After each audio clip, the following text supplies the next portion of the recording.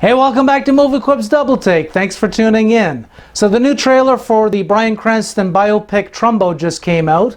Let's take a look.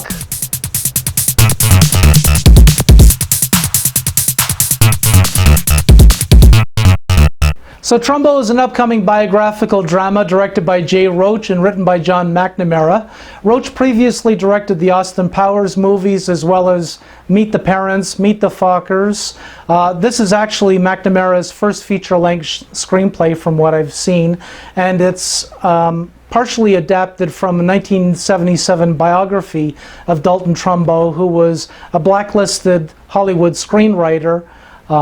He was blacklisted in 1947 as part of the Hollywood 10, right through until 1960 when Exodus came out, which was an epic war movie that Otto Preminger directed, and just made it known that Trumbo had written the screenplay, kind of a what are you going to do about it attitude.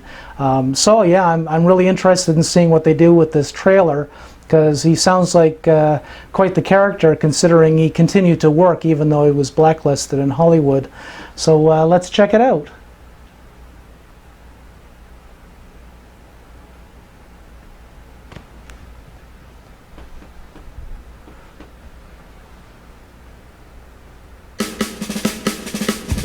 I love our country, and it's a good government, but anything could be better.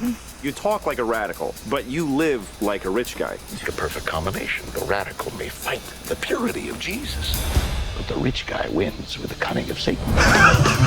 With the cunning of Satan. The next deal is going to make you the highest paid writer in Hollywood. Where do I sign? Are you not, or have you ever been a member of the Communist Party? Many questions can be answered yes or no only by a moron or a slave. No studio will ever employ a member of the Communist Party. Decent Americans feel that Hollywood is just a haven for overpaid traders. Buddy, I got nothing to say to you. we do what everyone says we can't. We write. Are you out of your mind? Congress has no right to investigate what we think or how we make movies. I'll write you a movie. And you don't want your name on it? No, you don't want my name on it. Especially if you're still up to stuff. Are you? Perpetually. The blacklist is alive and well, and so is the black market. We should all be prepared to go to prison. I don't think you're willing to lose all of this just to do the right thing. You don't end something like this by giving them what they have no right to ask. Phone for you. Oh, who is it?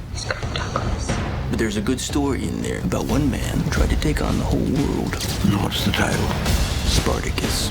If we get one big movie, we can get all the big movies. Then this whole rotten thing could collapse. If there is some other writer's name on it, don't believe it. Fire Dalton Trumbo.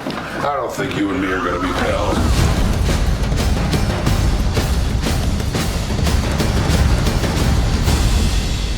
Do you have to say everything like it's going to be chiseled into a rock?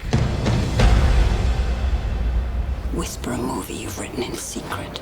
Maybe I've even heard of it. Maybe you have.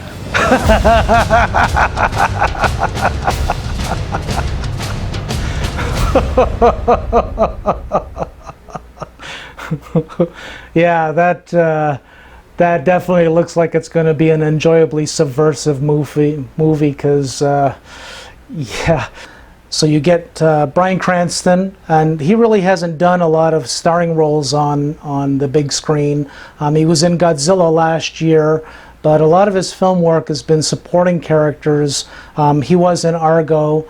He was also in Drive. A lot of his previous work, though, has been in TV, dating back to, I think, the 80s, where he's done supporting roles. And then, of course, his big break in starring in Breaking Bad that ran from 2008 to 2013. Diane Lane, which is great to see her. It's definitely great to see her getting more movie roles, because I don't think I've really seen her in a lot of films. She was in the Superman movie that came out recently, but I really haven't seen anything in that she's been in the forefront of in about 10 years since Must Love Dogs. It came out I think it came out in 2005. And it's great to see John Goodman in front of the camera again. You saw him there waving a bat around at one point. I'm guessing he's either a director or a producer who's not really subscribed to the Hollywood blacklist. That's what I was getting at earlier when I said that he continued to work even though he was blacklisted. He was actually imprisoned in 1947 with as part of the Hollywood 10. There was a director. The director was actually from Canada, and as well as screenwriters, including Trumbo, who refused to cooperate with the House Committee on Un-American Activities. They wouldn't rat out people who they may have known had communist sympathies. This was 1947, shortly after the Second World War, where there was a strong rise in the fear of communism across the United States. So ultimately, Dalton Trumbo was nominated for 3 Oscars.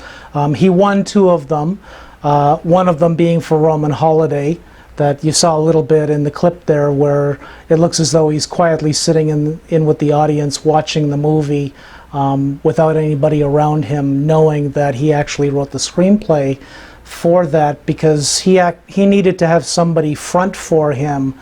He wasn't credited for the film. Somebody else accepted the Oscar for his work at the time because he was blacklisted. But he did continue to work, and it really wasn't until people like, for instance, Kirk Douglas, you also see him shown there bringing the story of Spartacus, which Trumbo wrote the screenplay for. Really the landmark movie for the end of the Hollywood blacklist was the war epic Exodus, which came out the same year as Spartacus did in 1960. There had been Hollywood heavyweights before then who were chipping away at the Hollywood blacklist by basically going ahead and hiring blacklisted actors, blacklisted musicians, producers, and directors anyways. Alfred Hitchcock did it a few years prior to the release of Exodus. But Exodus was the film where a blacklisted Hollywood writer, namely Dalton Trumbo, was credited in the movie for writing the screenplay. That film was directed by Otto Preminger, and it did actually win an Oscar, but it was for the soundtrack for that film. But Preminger basically just said, yeah, I've hired a blacklisted Hollywood screenwriter, what are you going to do about it? And from that moment on, the blacklist was gone.